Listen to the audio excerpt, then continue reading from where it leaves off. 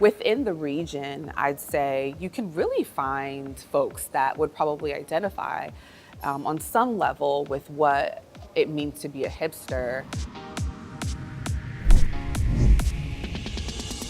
Atlanta ranks 14th in the world for hipsters. That's because of places like vegan eateries, coffee shops, and record stores, based on MoveHub's Hipster Index. Terry Anderson is a sociology professor at UCLA. She says hipsters are people who want to be insiders on what's hip.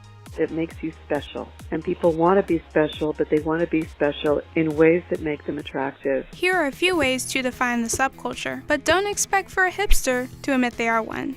A hipster would never want to label themselves as anything, and that's the vibe that they want to give off. Individuality, if it's forced or natural.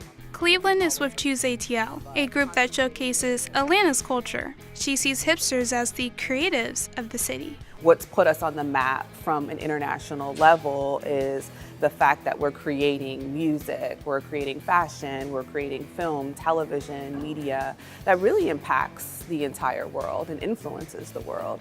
And so a lot of that has come from what is known, I think, mainstream as the hipster culture. Buying rare records is one way some Atlantans feel hip.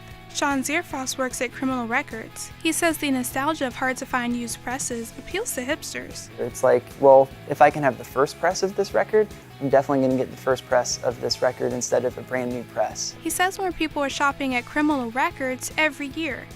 And on this year's Record Store Day, a line wrapped around the block.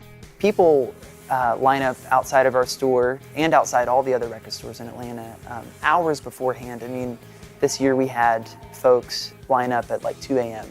Hipsters can mean financial growth for local businesses and neighborhoods, according to Cleveland. There is economic capital and power in the community, I think, that has been created around the hipster and creative culture. And so understanding that has made it more acceptable. She says hipsters are drawn to Atlanta's walkable neighborhoods, like Old Fourth Ward and West Midtown. Living in a place where they can play as well as, have access to their work or different things like that. But being aware of the environment and how their footprint impacts the world. And their footprint is also felt throughout the region, leaving a lasting mark on Atlanta's culture. It's really our scene, our music scene, our food scene, our art scene, our fashion scene, and how that really transcends to influence the entire country. Thank you for watching Inside Atlanta, produced by WABE's Lauren Booker.